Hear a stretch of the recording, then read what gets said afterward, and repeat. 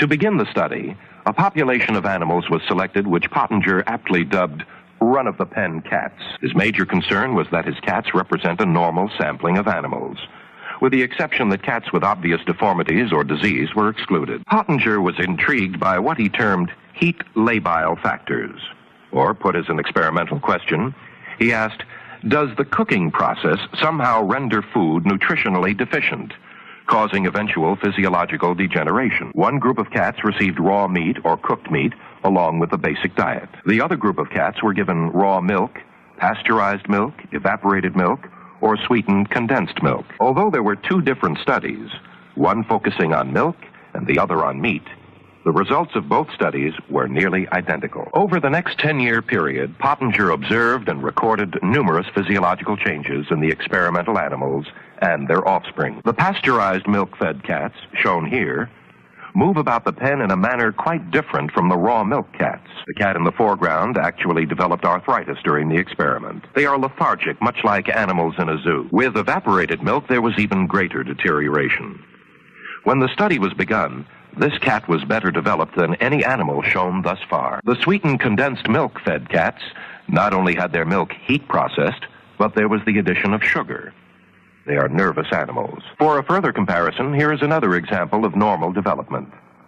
Notice the firm gingiva, the normal coloring tones, the beautiful broad mouth, the full jaw with obvious power. The raw milk female gets in 20 or 30 licks for every one of the pasteurized milk female, then leaps away in disgust. Disturbing as these observations might be, the impaired balance, the lack of energy, the dental deterioration, some of the most significant findings emerged as Pottinger extended his study down to the second and third generations. Almost immediately, Pottinger noticed that animals fed the raw meat diet for 2 generations appeared larger than the same generation of cooked meat cats. At 16 weeks, this second-generation raw meat cat weighs 2,000 grams, while the second-generation cooked meat animal only comes up to 1,600 grams. Compare the black kitten with this raw meat kitten. The sheen, the sparkle of the eyes, the well-developed face. The skulls of adult cats with a long ancestry of raw food diets are surprisingly constant. Here we find the development of a second-generation cooked meat animal. The head has begun to flatten and is actually smaller than the comparable raw meat cat. The skull shows the major reasons for this change. The zygomatic arch is not completed. The nasal development is somewhat irregular, and the calcium content has fallen to 10%. Third-generation cooked meat animals show the most remarkable skeletal change. The skull is considerably smaller. It is flat with pointed features. The skull shows a poorly developed zygomatic arch.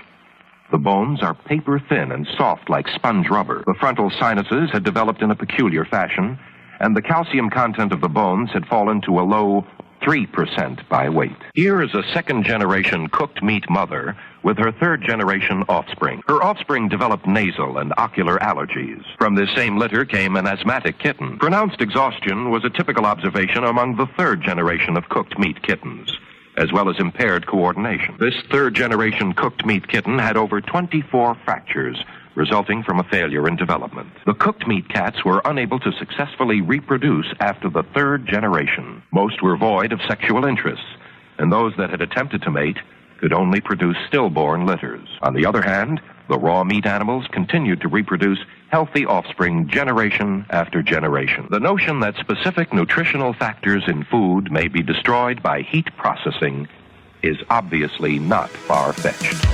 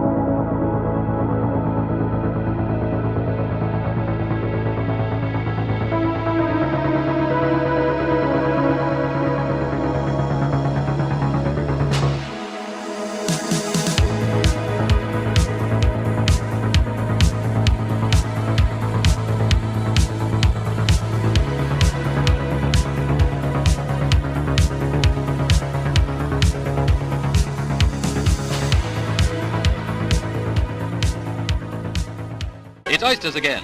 And on such an important occasion, can you blame the dredgers for making it a whoopee party? But what I want to know is how many oysters reach the shore. Hiya, babe. As I said before, there's an ah in the month.